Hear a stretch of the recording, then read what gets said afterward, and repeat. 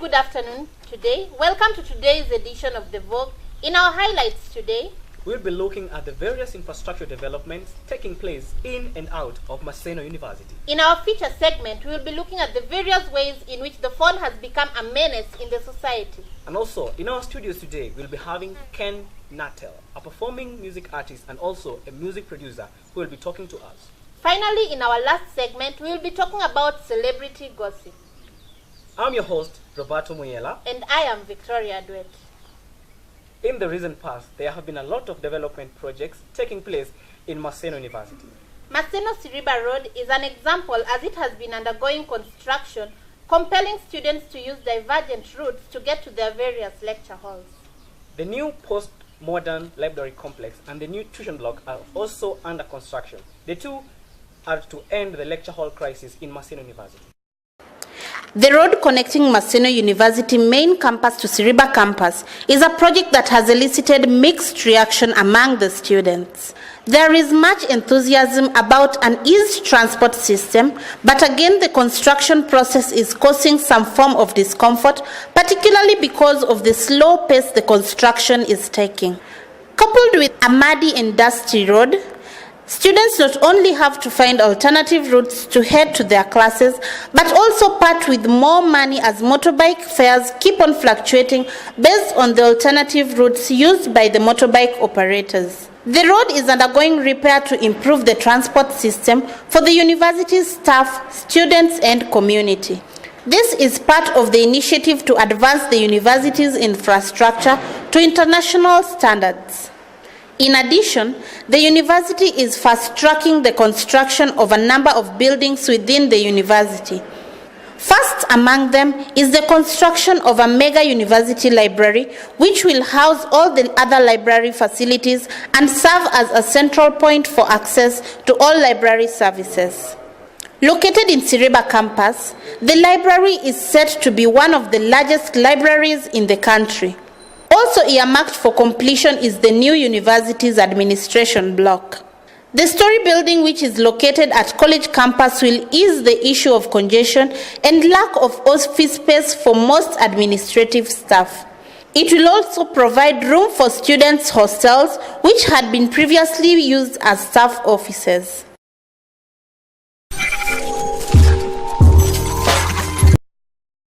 Victoria, how often do you look at your phone? Well, I can say I use my phone often because I do virtually everything with it. By that, can we say you're an addict to your phone? I can't say that I'm an addict to my phone, but I cannot do without my phone. Well, viewers, stay tuned. In our next segment, you're going to look at phone money. We will find out whether or not the phone has become a menace in the society. Is it being overused? Is it being misused? Stay tuned for more. Well, hello viewers. Welcome to another edition of the Trailblazers production. On this edition, we are going to look at whether individuals misuse their phones. As an individual, how long do you take when using your gadget? Let's take a look at all this in the streets of Maseno. I am Victoria Duet. Phones have become a very integral part of human activity. Not only are they used to communicate verbally, but also access information online and used for entertainment. Maseno University is no different from other parts of the world, which heavily rely on phones for their daily operations. However, the consistent use has led critics to believe that the phone has enslaved the lives of many students. Most students are always found in constant touch with their gadgets. The advent of the smartphone has not made things simpler. The question now is, are we slaves to our phones? I use my phone basically for communication and mobile games and money transfer. I can't go without my phone. Not even a minute can pass without me having my phone. Why is this so? Because I use it to do everything. Communicate with people, get to know what's happening, what's trending. Do you think you're a slave to your phone? No, I'm not a slave to my phone. I think it just helped me when I need it most. I use my phone to go online, especially social media, that is Twitter, Facebook, WhatsApp to chat with my friends, and Twitter is mostly to know what's happening around the world. Because when you go to the hashtag places where you find what's trending, you can change your location to worldwide, where you get to know what's trending in almost each and every country. So I'm a media student, so I need to know what's happening every now and then. So with Twitter, I'll get to know what's happening in the US, what's happening in the UK, and yeah, that. With Facebook, I upload my photos. Yeah, I like my friends' posts. I also post my own stuff, what's happening around me. How long can you go without your phone? On a normal day when I have classes, I only stay away from my phone when the lecturer is in class. What of other days? The other days, I don't think I can even leave the house without my phone. It's ever in my purse or in my hand when I don't have a purse. Wow, Roberto, I didn't know that I overuse my phone that much. I've also learned a lot. I didn't know I was also a victim of the same. After the break, stay tuned. We will be having Ken Nuttall in the studio.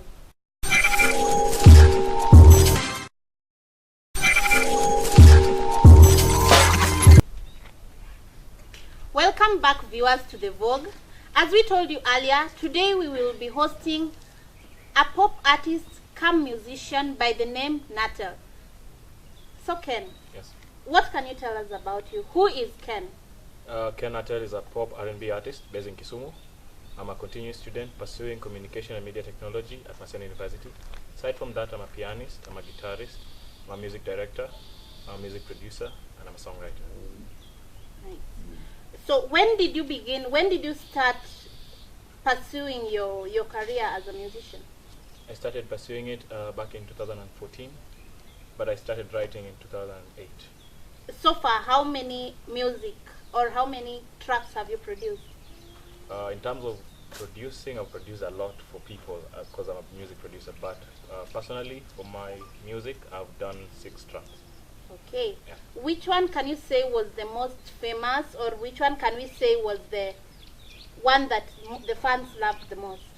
I think the ones that they resonated most with was Shikilia, the tribute that I did for my former band member. What is the track all about?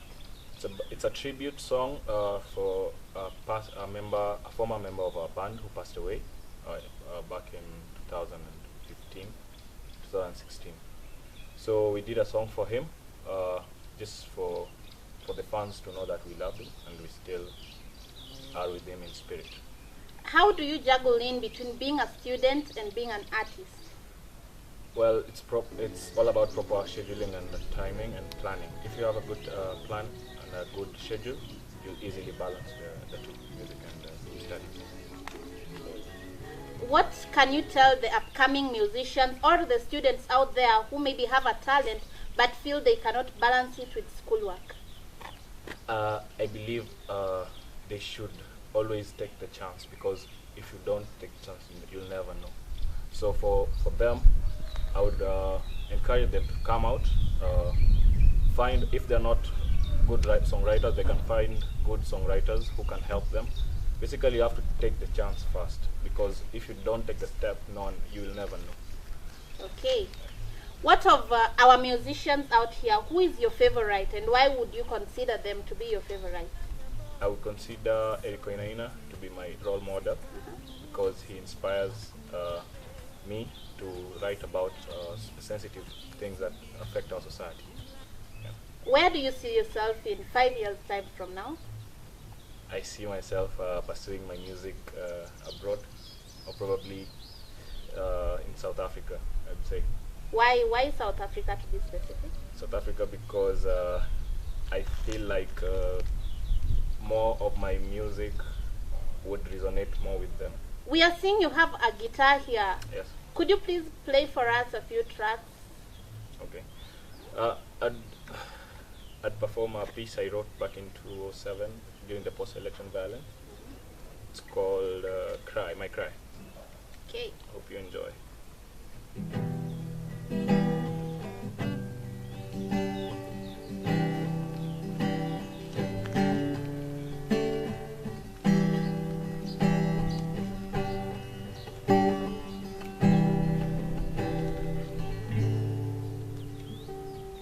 People dying, people crying, children lying in the street. no, no more shelter, no food, no help, but no one here to hear our cry.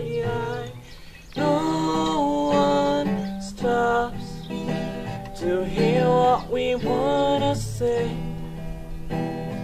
Heal these cracks in our souls to renew our strength. Oh, I'm calling your name, I'm calling your name. Oh, I'm calling your name, I'm calling your name. Can you hear my cry? Can you hear my cry? Can you hear my cry? Can you hear my cry? Well, viewers, you heard it from Ken Nuttall. Stay tuned for next time's edition of the Vogue. Well, viewers, that was Ken Nuttall, a producer, a writer, an artist, name it. Roberto, what do we have next for the viewers? Up next, we are having celebrity news gossip. To start us off, to all the ladies out here who'd like to undergo plastic surgery, who'd like to bleach their skin, who'd like to undergo breast implants, we have some news for you. Just 2 weeks after Vera Sidika admitted to having regretted undergoing the same procedure, Huda Monroe has come out in her Twitter handle saying that she almost died. Why not for Beverly Hills that saved her life?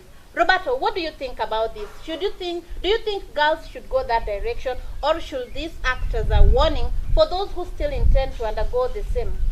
My opinion on this is that any girl or any woman who wants to undergo plastic surgery or the enlargement of whatever they enlarge, I'll give them an okay. I'll give them a yes, because I know they want to look for the public a spectacle. They are out for the public spectacle, and if that is going to give them the spectacle, then I'll give them a yes. Would you recommend this after we've seen like it's deadly or something?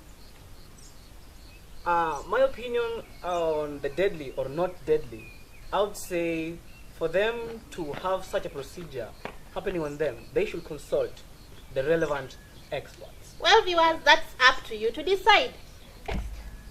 Next, far away from Kenya, in Tanzania, the #1 hit maker and Wasafi Records owner, Diamond Platnumz, made the headlines all over the world after he purchased a 7.2 million jewelry. Yes, well, Victoria, how much do you spend on your jewelry? That's quite an amount. I mean, with 7 million, what can you buy? You can purchase a Range Rover, you can purchase so many other things, you can donate money. I mean, 7.2 million on jewelry, that's quite a lot of money, Roberto. What do you think? I made the follow-up on the same story on Diamond, and he was really concerned of how the people and his fans were retaliating on the issue. He said that he has done enough to the society, and therefore the society should let him spend his money. Well, viewers, we will let you decide on that. You can always give us feedback on our Facebook page is @thegossip. You can also find us on Twitter. Our Twitter handle is @thevogue. We hope you enjoyed this show. Stay tuned for next time's edition of The Vogue. I was your host, Victoria Duet. Roberto Muyela. Hope you enjoyed the show. See you next time, same place, same time. Bye-bye.